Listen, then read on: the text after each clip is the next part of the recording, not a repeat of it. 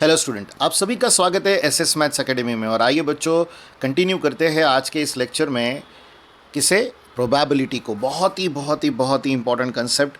हमने इससे पहले 4 डिफरेंट कंसेप्ट्स को प्रोबेबिलिटी के जाना, पॉसिबिलिटी जाना, हमने रैंडम एक्सपेरिमेंट को समझा है, आउटकम को समझा है, करेक्ट, और किस तरह सोचा जाता है प्रोबेबिलिटी में, उस सोच को भी कहीं ना कहीं थोड़ा सा अंडरस्टैंड किया है। और चलिए एक और इम्पॉर्टेंट टॉपिक की तरफ बढ़ते हैं, ये है इक्वली लाइकली आउटकम्स के बारे में। देखिए बच्चों, यहाँ पर एग्जाम्पल के थ्रू आपके साथ वो डिस्कशन हो रहा है। यहाँ बने रहिए अच्छे से। आपको प्रोबेबिलिटी का हर शॉर्ट टेक्निक जो इंपॉर्टेंट है किसी भी बड़े न्यूमेरिकल को समझने के लिए, वो यहाँ समझाया जा रहा है। चलिए बढ़ते हैं। If a die is thrown, any of the numbers from 1 2 3 4 5 6 may appear on the upper face। आपको याद होगा प्रीवियस लेक्चर में हमने अंडरस्टैंड किया था कि अगर डाई रोल करते हैं तो एक अपटर्न्ड फेस आता है जिसे हम उसका आंसर मानते हैं। करेक्ट है, आंसर को ही ध्यान रखिएगा। देखिए, डाई रोल करोगे तो क्या आएगा, इसका हमें ऑलरेडी आंसर पता है कि कितनी पॉसिबिलिटीज़ है। जवाब है 6 पॉसिबिलिटीज़। लेकिन डाई रोल करने के बाद जब अपटर्न फेस आ जाता है, अपर फेस पर जो वैल्यू आती है वो होता है उसका फाइनल आंसर। करेक्ट है, तो उसे ही एक आउटकम कहते हैं। तो यहाँ पर भी वैसा ही है। और आगे हम बढ़ रहे हैं। अंडरस्टैंड ये कीजिएगा कि डाई के फेस कितने होते हैं, 6। एक क्यूब है वो, करेक्ट। तो क्यूब के फेस 6 है, इसलिए 1 2 3 4 5 6 नंबर वहाँ पर लिखे हुए थे, उस एक्चुअली डॉट दिए हुए रहते हैं। तो हर एक की आने की जो पॉसिबिलिटी है वो कैसी है, इक्वल है। ऐसा है क्या कि 2 डॉट जो है वो डबल प्रिंट हो गए हैं डाई पर, तो उसे हम क्या कहेंगे, डिफेक्टिव डाई कहेंगे। आप समझ रहे हो, बायस्ड डाई कहा जाएगा उसे, अनबायस्ड नहीं। ठीक है, तो अंडरस्टैंड कीजिए आगे। It means that each number is equally likely to occur. यही मैंने आपको अभी समझाया कि हर नंबर एक ही बार प्रिंट है तो उसके आने का जो पॉसिबिलिटी है या नंबर ऑफ ईच टर्म है वो कितने बार है, एक ही बार है, इक्वल है। Correct. However if a die is so formed that a particular face come up most often, then the die is biased. यही मैं आपको कह रहा था कि अगर डाई पर ऐसा कोई फेस अगर फिक्स कर दिया गया है कि वही एग्जीक्यूशन आएगा तो फिर वो बायस्ड हो जाएगा। In this case the outcomes are not likely to occur equally। It's obvious condition. इसी को आपको अंडरस्टैंड करना है। मैं आपको इसका बहुत अच्छा एक एग्जांपल देता हूँ। देखिए, अगर आपने शोले मूवी देखी है जिसमें अमिताभ बच्चन और धर्मेंद्र ने काम किया है, बहुत ही ज़्यादा फेमस मूवी थी। आपने उसका डायलॉग भी सुना होगा कि कितने लोग थे। करेक्ट है, तो वो वाला कंसेप्ट उसी मूवी में एक बायस्ड कॉइन दिखाया गया है, क्योंकि दोनों जो कॉइन के दोनों फेसेज है, जैसे एक तरफ हेड और एक तरफ क्या होता है, टेल। तो वैसा कुछ नहीं था वहाँ। आप समझ रहे हो, दोनों तरफ जो है वो हेड प्रिंटेड था। तो अगर आप कुछ भी कॉल करोगे, यानी आप अगर कॉइन टॉस करते हो और आप हेड कॉल करते हो तो डेफिनेटली आपने जीतना ही जीतना है। वहाँ पर टेल है ही नहीं। अगर टेल कॉल करते हो तो हारना ही हारना है। तो ऐसे कॉइन को जिस पर दोनों फेसेस में एक ही टर्म, हेड या तो टेल, दोनों में से कोई एक ही प्रिंट किया गया है, तो वो तो बायस्ड हो गया ना। उसका जो भी आंसर है वो जिसका कॉइन होगा उसे पता रहेगा, वो हमेशा ही जीतेगा। अंडरस्टैंड कीजिए इस कंडीशन को। बहुत बहुत सिंपल से एग्जांपल्स है। जैसे यहाँ पर डाई के बारे में बोला गया है, आप कंसिडर कर लो पूरे डाई पर अगर 6 नंबर ही प्रिंट करके रख दिया तो जब भी आप डाई रोल करोगे आपको डेफिनेटली पता है कि 6 ही आएगा। अंडरस्टैंड कीजिए, या किसी 2 फेसेस पर या किसी 3 फेसेस पर एक ही नंबर प्रिंटेड है, तो ऐसे डायस को आप इक्वली लाइकली नहीं कह सकते। वो कैसा रहेगा, not likely to occur equally रहेगा। तो ये छोटा सा पॉइंट है, आप इसे डिफेक्टिव कह सकते हो। तो बेसिक है ये। आगे बढ़ते हैं। Here we assume that objects use for a random experiment are fair और अनबायस्ड। अगर आप एक रैंडम एक्सपेरिमेंट परफॉर्म कर रहे हो तो आपको जेन्युइन ऑब्जेक्ट ही लेना पड़ेगा। जैसे कॉइन आपको चेक करके लेना है जिसके पीछे हेड एंड टेल है। अगर आप डाई देख रहे हो तो डाई आपको लेनी है ऐसी जिसमें 1 2 3 4 5 6 ऐसे सभी टर्म्स है। आप अगर प्लेइंग कार्ड्स का एग्जांपल ले रहे हो तो चेक कर लीजिए कि कोई कार्ड उसमें रिपीट तो नहीं हो रहा है बाय मिस्टेक या बाय डिफ़ॉल्ट। तो ये कंडीशन ध्यान रखिएगा कि आप जब रैंडम एक्सपेरिमेंट में काम कर रहे हो, स्पेशली प्रोबेबिलिटी जैसे टर्म्स में काम कर रहे हो, तो उस समय आपको फेयर कॉइन और अनबायस्ड डाई लेना है। ठीक है।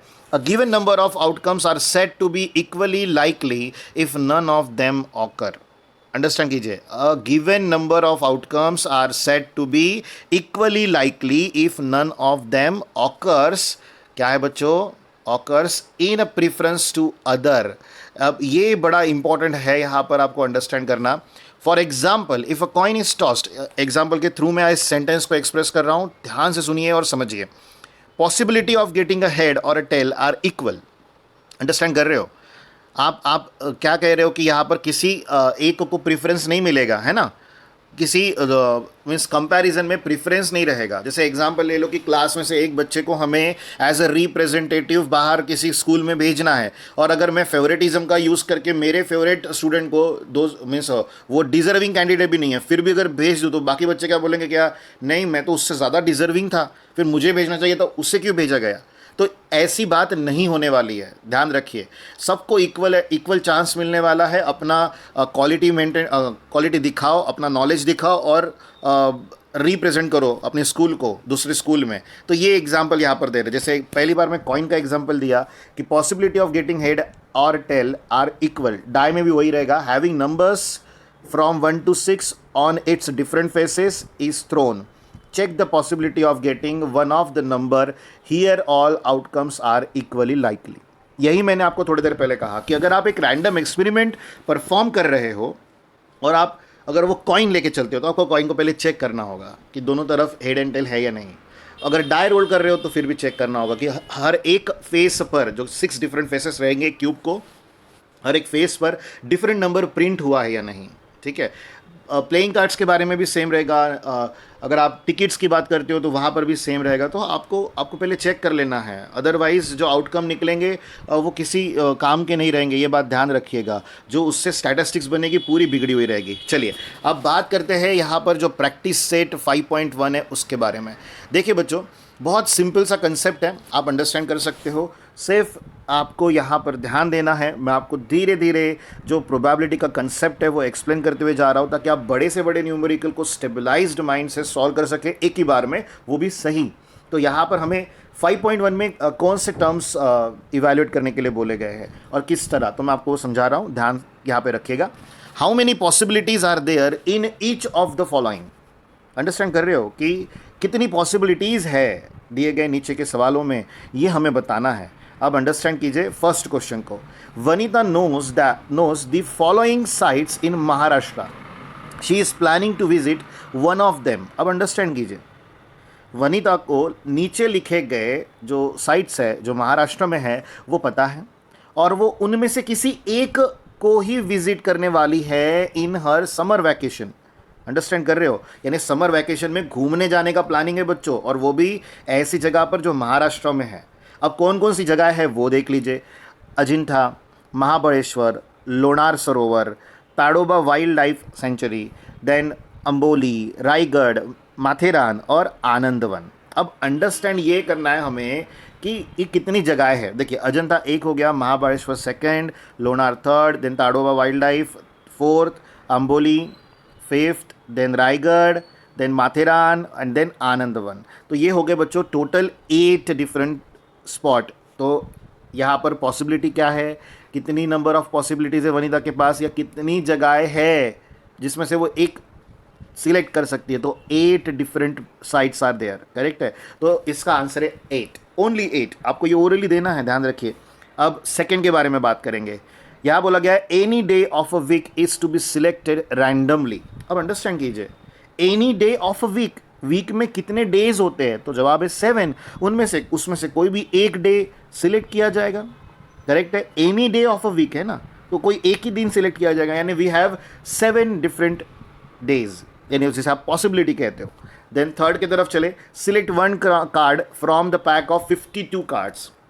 सिंपल है, जवाब उन्होंने ही दे दिया, we have 52 different playing cards, correct है। तो पॉसिबिलिटी भी उतनी ही है। आगे बढ़ते हैं। One number from 10 to 20 is written on each card, select one card random. अब अंडरस्टैंड करो, वन नंबर फ्रॉम 10 to 20, अगर आप इसे गिनोगे 10 to 20 तो क्या आंसर आएगा। ये बड़ा इंपॉर्टेंट सा स्ट्रक्चर, ये क्वेश्चन है, क्योंकि अब तक तो बड़े सिंपल से सवाल है, ये वाले में हमें घुमा कर दिया गया। और क्या बोला है, सिलेक्ट वन कार्ड रैंडमली। तो अगर आप 10 फ्रॉम 10 to 20 करते हो तो आप क्या 20 और 10 को इंक्लूड करोगे या एक्सक्लूड करोगे। यानी मैं कहना चाहता हूँ कि अगर आप 11, 12, 13, 14, 15, 16, 17 18 19 ये ले लेते हो, तो फ्रॉम 10 to 20 में 10 और 20 वहाँ इंक्लूड होगा या नहीं होगा, मैं इसके बारे में डिस्कशन कर रहा हूँ। तो सोचिए ज़रा, जोर डालिए दिमाग पे।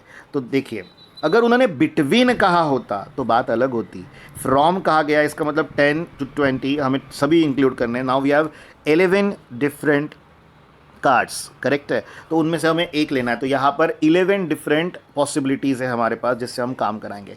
चलिए, ये रहा आपका प्रैक्टिस सेट 5.1, बहुत ही सिंपल सा, बट इन न्यूमेरिकल्स ने हमें ये सिखाया कि पॉसिबिलिटीज़ कैसे काउंट करते हैं। टोटल नंबर ऑफ पॉसिबिलिटीज़ कहते हैं हम इसे, किसी भी एक रैंडम एक्सपेरिमेंट को परफॉर्म करने के बाद जो आउटकम्स आएंगे उनमें कौन कौन सी पॉसिबिलिटीज़ है। जैसे कॉइन का लर्न है हमें 2, डाई का लर्न है हमें कितने 6, तो ऐसे ऐसे यहाँ पर नहीं थे ना, अंडरस्टैंड कीजिए। जैसे कार्ड वाला ठीक है, डे वाला, वीक वाला भी ठीक है, तो कुछ अलग से न्यूमेरिकल्स भी होते हैं। तो फर्स्ट और फोर्थ ने हमें कुछ नया सिखाया, ये अंडरस्टैंड कीजिए। चलिए अब आगे बढ़ते हैं और डिस्कस करते हैं यहाँ पर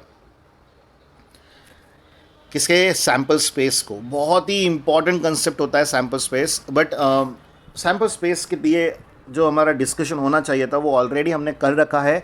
आपको सिर्फ समझना है कि what is the meaning of sample space, क्योंकि बहुत इंपॉर्टेंट रोल प्ले करता है प्रोबेबिलिटी में सैम्पल स्पेस, ध्यान रखिएगा। क्योंकि सैम्पल स्पेस का मतलब होता है टोटल नंबर ऑफ आउटकम्स। मैं आपको एक रफ आइडिया दे देता हूँ। तो अगर सभी के सभी आउटकम्स को एक सेट में बंद करते हो, सेट को डिनोट करने का तरीका होता है करली ब्रैकेट में आउटकम्स को लिखना, तो उसे एक सैम्पल सेट, सैम्पल स्पेस बोलते हैं, करेक्ट है। और सैम्पल स्पेस में जो एक सिंगल टर्म होती है उसे सैम्पल पॉइंट कहा जाता है। तो ये तो हमारे रफ आइडियाज़ है जो हमें ऑलरेडी पता है, बट इसे और भी डिटेल में हम जानेंगे कुछ एग्जाम्पल्स लेकर। इसी तरह से जैसे आप बने हुए हो अब तक, उसी तरह से लेक्चर में बने रहिए। एक बात ध्यान रखिएगा कि प्रोबेबिलिटी में बहुत इंपॉर्टेंट है थ्योरी का समझना। अगर आपको थ्योरी क्लियर होगी तो मीनिंग सही निकलेगा न्यूमेरिकल का, और आंसर भी सही निकलेगा। यानी एक्स्ट्रा एफर्ट्स आपको डालने की ज़रूरत नहीं पड़ेगी। अगर आपके दिमाग में हर एक पॉइंट को कि इक्वली लाइकली आउटकम क्या होते हैं, रैंडम एक्सपेरिमेंट क्या होता है, सैम्पल स्पेस क्या होता है, या कि आउटकम किसे कहते हैं, अगर इन छोटे छोटे वर्ड्स को लेकर आप क्लियर है तो आपको आंसर सही निकालने से कोई नहीं रोक सकता। तो चलिए बच्चों, अब डिस्कस करते हैं सैम्पल स्पेस को। The set of all possible outcomes of a random experiment is called a sample space. Example के थ्रू आपको समझाऊं तो एक कॉइन अगर आप टॉस करते हो तो बताइए क्या होगा, तो आपका जवाब होगा हेड और टेल। बस इसी को एक सेट में लिख दो, वो रहेगा आपका sample space. But total possible, ध्यान रखिएगा, ऑल द पॉसिबल आउटकम्स को एक सेट में लिखना। अगर डाई रोल्ड हो रहा है और आपको पता है कि 6 पॉसिबिलिटीज़ है वहाँ पर, तो वो सभी के सभी आउटकम आपको एक सेट में बंद करने होंगे, यानी करली ब्रैकेट के बिटवीन लिखने होंगे। अंडरस्टैंड कीजिए। चलिए आगे बढ़ते हैं। इससे डिनोशन किससे करते हैं? So it is denoted by capital S और ओमेगा। ध्यान रखिएगा, ये जो आपके आगे साइन रखा गया है कि ग्रीक लेटर है, इसे ओमेगा कहा जाता है। और ये यूनिट भी है, लेकिन अभी उसकी ज़रूरत नहीं है आपको अंडरस्टैंड करने की। फ्यूचरिस्टिकली जब आएगा तब ज़रूर बता देंगे। आगे बढ़ते हैं। Each example of a sample space, each example नहीं, each element of a sample space is called a sample point. जैसे एग्जाम्पल मैंने आपको बताया कि कॉइन टॉस करने पर क्या आएगा, हेड है टेल, तो हेड एक सैम्पल पॉइंट है, टेल एक सैम्पल पॉइंट है। अंडरस्टैंड करो। सेट में जैसे डाई रोल करोगे तो 1 2 3 4 5 6, करेक्ट है, तो आप सेट में सैम्पल स्पेस में 1 2 3 4 5 6 लिखोगे, लेकिन अगर उसमें से कोई भी एक नंबर लोगे तो वो एक सैम्पल पॉइंट होगा। आगे बढ़ते हैं। The number of elements in the set capital S is denoted by n of S. इसे रीड क्या करते हैं बच्चों? N of S, n bracket S, n of S के नाम से बड़ा फेमस है। और एन ऑफ एस की वैल्यू बनाने के लिए सेट का पता होना ज़रूरी है। तो आपका जनरल नॉलेज भी बहुत वर्क करेगा प्रोबेबिलिटी में। ज़्यादा होगा तो अच्छी बात है, नहीं तो बढ़ाना पड़ेगा। आगे बढ़ते हैं। If n of S is a finite then the sample space is set to be a finite sample space. It's obvious condition. Finite का मतलब क्या होता है? जिसे हम गिन सकते हैं। जैसे एग्जाम्पल ले लीजिए कि अ कॉइन इज टॉस्ड। अगर ये रैंडम एक्सपेरिमेंट है हमारे पास तो टोटल सैम्पल स्पेस क्या बनेगा? एच और टी। तो एन ऑफ एस क्या हो जाएगा? 2। अंडरस्टैंड कर रहे हो? 2 ही लिखे ना आपने, एच और टी, उसके अलावा कुछ है क्या अवेलेबल कॉइन वाले एक्सपेरिमेंट में? नहीं। तो वो एन ऑफ एस में 2 लिखोगे, तो वो एक फाइनाइट सैम्पल स्पेस है। इनफाइनाइट सैम्पल स्पेस भी होती है, बट अच्छी बात क्या है कि हमारे सिलेबस में अभी फिलहाल उसे इंक्लूड नहीं किया गया है, और जब होगा तो बहुत डिटेल में होगा, वो ऐसे आपको छोटा सा एग्जाम्पल लेकर भी नहीं बता सकते, तो बहुत जल्द उसके साथ आपकी मुलाकात होगी, बट उससे पहले इसे क्लियर कर लीजिए, क्योंकि दोनों मिक्स जब होंगे तब कन्फ्यूजन बहुत ज़्यादा हो जाएगी। तो चलिए कुछ एग्जाम्पल्स डिस्कस करते हैं सैम्पल स्पेस के, और बहुत इंटरेस्टिंग है बच्चों। देखिए ये आपके पास आ गए हैं एग्जाम्पल्स। देखिए जो अब तक आपको मैं कह रहा था वही एग्जाम्पल्स आपके आगे फिर से एक बार रख दिए गए हैं। जैसे देखिए फर्स्ट एग्जाम्पल है 1 कॉइन इज टॉस्ड, तो कितने पॉसिबल आउटकम्स होंगे? 2। तो आप देखिए लास्ट वाले कॉलम में एन ऑफ एस की वैल्यू 2 लिख रखी है। इसके बाद 2 coins are tossed, 2 coin toss करोगे, तो कल डिस्कशन हुआ था इस पर, H H H T T H T T, ये पॉसिबिलिटीज़ होगी, करेक्ट है। तो इसे एक सेट में लिखा है, करली ब्रैकेट आप देख रहे हो कैपिटल एस से डिनोट किया हुआ, और एन ऑफ एस कितना आएगा? 4। अंडरस्टैंड कीजिए 4 पॉसिबिलिटीज़ है तो 4 ही लिखना पड़ेगा एन ऑफ एस में। देन 3 कॉइन टॉस्ड, ध्यान रखिए 3 कॉइन टॉस आप कैसे बनाओगे? तो H H H H H T H T H T H H H T T T H T H T, ये एग्जाम्पल्स है। और बहुत जल्द हम इसे लिखते कैसे हैं या नंबर ऑफ पॉसिबिलिटी कैसे बनाते हैं ये भी सब आपको अंडरस्टैंड कराऊंगा, बट हर चीज़ का एक समय होता है। फिलहाल आप अंडरस्टैंड करो सैम्पल स्पेस को, गिनना सीखो। एस कैसे बन रहा है ये अलग से बताया जाएगा, सैम्पल स्पेस कैसे लिखेंगे अलग से बताया जाएगा, बट गिनना तो सीख लो पहले, जितना लिखा है उतना। तो यहाँ पर वो 8 है बच्चों। डाइस थ्रोन 6 पॉसिबिलिटी रहेगी, 2 डाइस थ्रोन, तो यहाँ पर रहेगा 36 पॉसिबिलिटीज़, यानी एन ऑफ एस की वैल्यू 36 होगी। अगर आपको कार्ड पिक करना है जिस पे नंबरिंग की गई है 1 से 25, तो now we have 25 different cards, तो एन ऑफ एस की वैल्यू 25 होगी।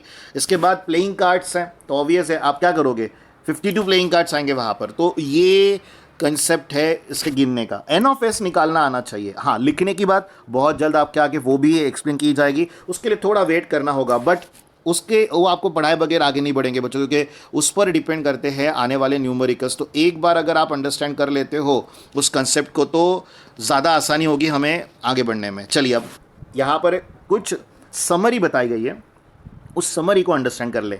फर्स्ट समरी है, the sample space for a coin tossed twice is the same as the coin of 2 coins tossed simultaneously, the same is true for 3 coins. अब कहना क्या चाहते हैं यहाँ पर, अंडरस्टैंड कराता हूँ मैं। यहाँ पर लास्ट वाले स्टेटमेंट में थोड़ी गड़बड़ भी होगी मुझसे बोलने में, बट कोई बात नहीं, मैं आपको एक्सप्लेन कर देता हूँ जनरली। देखिए कंसिडर कर लीजिए कि आप 2 कॉइन टॉस कर रहे हो, ठीक है, आपने दोनों हाथों में एक एक कॉइन लिया, टॉस कर दिया, ओके। तो उसका जो आउटकम्स आएंगे उसे आपने एक जगह लिख लिया। इसके बाद आपके पास एक ही कॉइन था, आपने एक कॉइन लिया और एक कॉइन को 2 बार टॉस किया। तो जो आपके इन दोनों अलग अलग एक्सपेरिमेंट के, यानी आपने पहले एक्सपेरिमेंट में 2 कॉइन टॉस किए और दूसरे एक्सपेरिमेंट में आपने एक ही कॉइन को 2 बार टॉस किया, अंडरस्टैंड करो, करेक्ट है। तो उनके जो आउटकम्स रहेंगे ना वो सेम रहेंगे, वो डिफरेंट कभी नहीं होते। आप ये घर पे करके भी देख सकते हो। इसके अलावा it is same for the 3 coins.